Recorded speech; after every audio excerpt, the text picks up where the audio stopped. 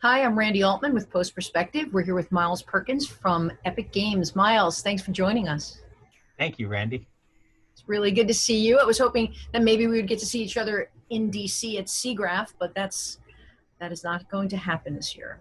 Unfortunately, it seems that we're just going to remain here sitting in front of our computers for the time being, but in spirit, I'm there with you. Well, you guys, you would have been at SIGGRAPH. Would you have had a booth? Would you be doing presentations? What did you guys have planned? Yeah, I mean, I think, the plan would have been to share kind of some of the updates from last year. As you know, last year we were able to share not only the virtual production field guide, but also we did a demo showing exactly how virtual production or in-camera visual effects work. I think there's been a lot that has happened over the last year. And we probably would have focused on some of that, but we are looking for new opportunities to share. Well, with this whole COVID crisis and working remotely, virtual production has taken a big step forward. How do you see what's gone on with the stay-at-home stuff affecting how we move going forward, and especially in terms of virtual production? Well, I think actually what has really happened is things have been accelerated. So the technology was there, and just because the technology is there, it doesn't necessarily mean that someone is going to make it a part of their workflow.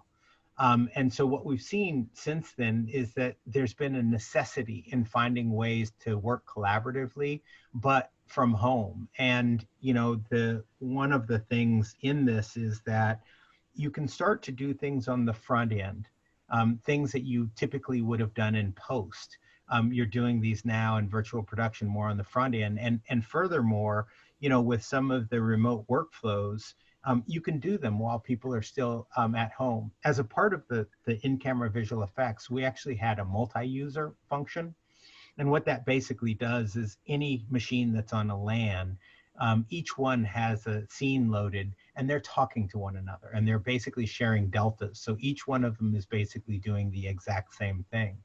Well, we came to find out that that actually works over a VPN as well. So not only could you do that, when you're on a stage, but you can also do that with one person on the West Coast, one person on the East Coast, and one person in Europe or Africa or wherever they could be. And you actually wind up with these scenarios where people are actually functionally working together on the same scene, blocking things out as if they were on a set. It's pretty amazing. So, how do you see your company sort of attacking the next 2, 3, 6 months to a year? So, for Epic Games and the Unreal Engine, we've been very, very focused on the production workflows. The engine is at a point right now where not only is it creating photoreal environments and photoreal images, but it's also, we're on the verge with the announcement of Unreal 5. We're on the verge of doing things where you're not limited by geometry or lighting, where you're really able to get in there and act as if you would on a real set. And so, with that commitment to pushing ahead that way and bringing things to real time, I think there will be a fundamental change in the way that people do things. And the change I always like to say is that we're kind of going back to the 80s and 90s. We're going back to the point where you would shoot things in camera, you would prepare before whatever your shoot day was, and so you knew what you were going to get on the day.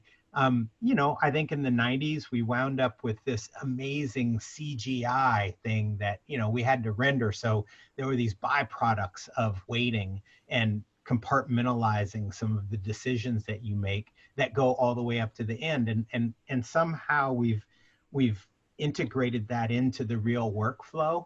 But I think people are going to find that there doesn't need to be this kind of fix it in post attitude, that maybe it's that the post is coming up front and that we're just all collaboratively shooting and interfacing between what is physical and what is virtual as if they're part and parcel with one. Like the camera doesn't tell the difference. So I think that's the promise of the future, and we're really committed to making that happen. Well, with Mandalorian, it was a fan favorite. It also got some Emmy love this year. Do you expect to see more and more of those types of productions this year?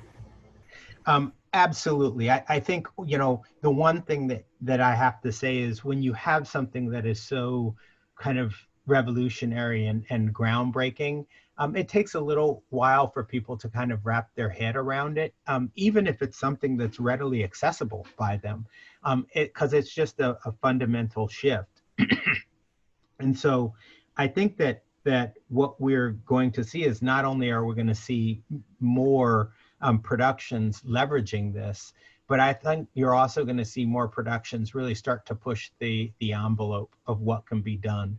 And it's a very exciting time. The thing that people really have to note is all of that functionality is in the engine. It's just how you unpack it and how you use it. I think this is one of the first times that we've seen really in the industry where it's so simple to get in and have access to the technology. Anyone can download the engine. Any of the features that you see, whether you're, looking at, one of these high-end shows or not, those same things you can do, whether you're on a big screen stage or a big stage with a massive LED screens, or whether you're just using a couple small screens and testing it out. The technology that drives it is the same, and it's readily available. Miles, it's pretty cool. Where can people go to find out more about what you guys are doing? What do you have tutorials on the site, stuff like that? We have plenty of learning on the site, and that's another area that we're focusing on, is really starting to bring a lot of the training to the industry. Unreal Engine.com or Unreal.com will get you there. There's a training section that you can go into. I'll also point out that, I always tell people there's nothing to it but to do it. It is free. Quixel assets to bring in different assets in different environments, that's free. And you can get things on the marketplace for relatively inexpensive, like in not the thousands of dollars, but the tens and hundreds of dollars of anything that you want to use. So, like I said, it's readily available. The training is there. It's free and available. So I would just suggest people get into it, whether you're talking about broadcast, whether you're talking about television, whether you're talking about features, or just visualizing something to convey a message. The tool is there, and it's readily available. Very cool. Miles, thanks again for taking the time. It was really good to see you. Always a pleasure to be with you, Randy.